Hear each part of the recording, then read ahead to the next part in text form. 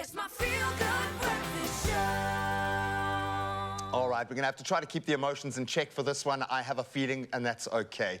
We have got two incredible cancer survivors joining us on the couch to share their stories.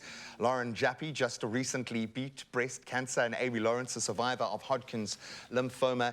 Of course, we've gotten a little bit of her story already. Today, they share their inspiring journeys of resilience, hope, and the strength that brought them through their battles with cancer. And they are not heroes because they survived cancer. I now understand fully that they survived cancer because they are heroes. It's just the way that they chose to be wired. So I'm not going to applaud the fact that you survived cancer because it's a multi-layered battle that came at great cost. And I'm going to start with you. Lauren, how many days?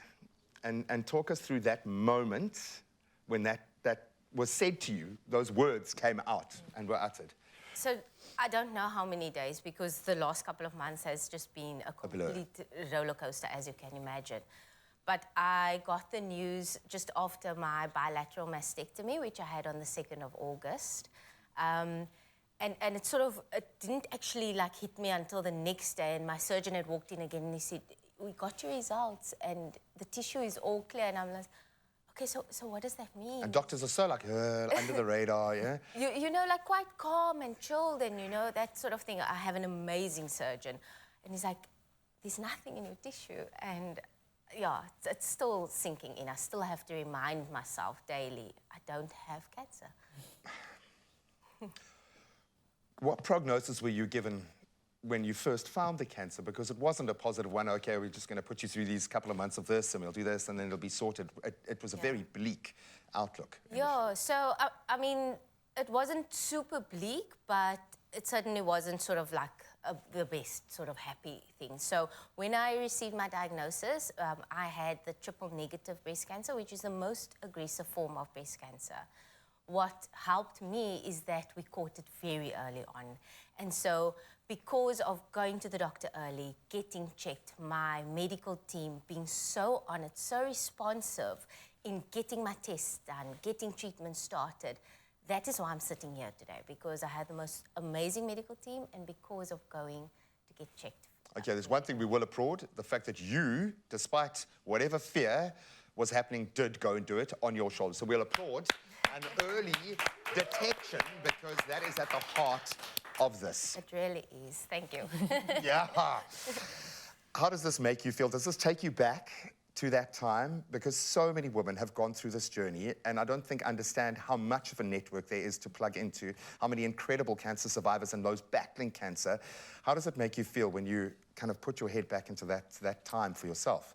I think it's crazy because when you go back and you think about your journey, I mean, I've been in remission almost 5 years now. Wow. I think the most important thing, like you said, is to advocate for yourself. When you stand up for yourself and you go there and you say, I need help, and you're like, I want to find out what is happening with me, why my body is having these changes. Something's not right. Exactly. Yeah. You need to advocate for yourself because at the end of the day, only you can stand for yourself. No one can stand for you, So important to advocate for yourself. And I mean, when I look back, I waited 2 months before I found a lump on my neck, and I waited 2 months before I went to the doctor. Why?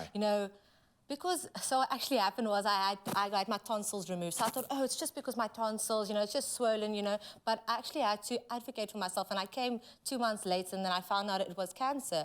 And I found out in such a difficult way. I was 14 years old, laying on my bed. Heard my dad say to his friend, oh, yeah, my daughter's going to go for chemotherapy. Messaged my mom. I was like, a white lie or something. Is he lying?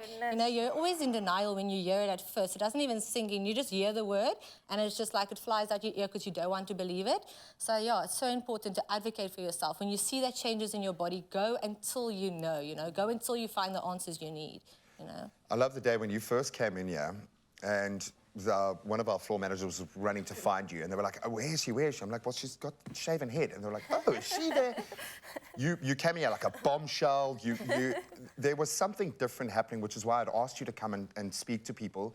It felt like you had already made the choice to push through this. Have you figured out what beat this thing? Yes, you've got an amazing team of doctors. You've sacrificed a lot physically to get to this point through the battle, but it felt like something was happening in your mind that I hadn't seen very often in that space. Have you figured out how you beat this beast? I think it's a combination of things. If you're a religious person, I do believe, obviously, in a God. And Faith is I strong, think, yeah. faith. And so there was mercy upon me. And the fight was for my family. It was, I have a young daughter. You know, she needs me. She still can't brush her hair properly. I've got to be there. I've got to guide her through life still. And that was my driving force. On those days when I was at my lowest in hospital, I've got to get home to her. That's definitely what my driving force was. Holly, it's so nice seeing that energy connecting between the two of you that I would imagine you haven't spent a huge amount of time, and I think people don't realize that you're not alone. There are people pumping out this hero chemical all the time.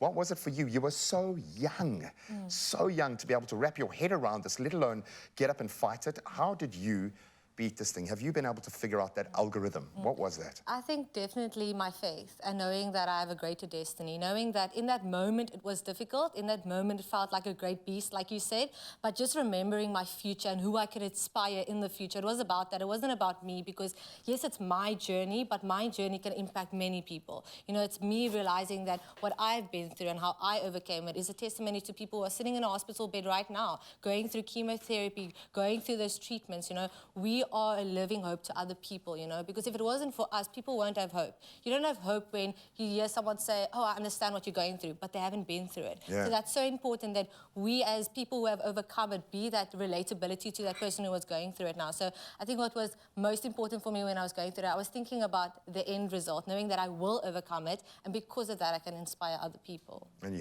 you both have inspired others on a completely different level. I'm going to say thank you for being so open and just raw through this process, and thank you for opening a window into your journey literally every day.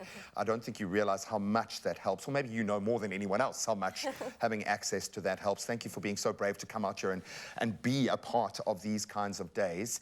I absolutely love the fact that, and it's hit home for me now, what you are is proof, is absolute, undeniable proof that this is going to be beaten. And I think you've got to adapt that mindset. But you've both helped so many people already just by being who you are. I'm so happy. I'm so unbelievably happy that we've gotten to this point. But the fight is not over because it's our fight. It's a collective fight. And it's not for us. It's for our kids, it's for the people that are rallying around us, it's for all of those young women who haven't detected a lump yet, but need to do that check today. It's for all of those gents who haven't done their own screening and gone to doc. It's for that person who is sitting with a nagging thought in their mind right now that something isn't right. Advocate for yourself. Don't expect anyone else to do it. You stand up for yourself and you go and beat this thing. Absolutely amazing. Thank you so much.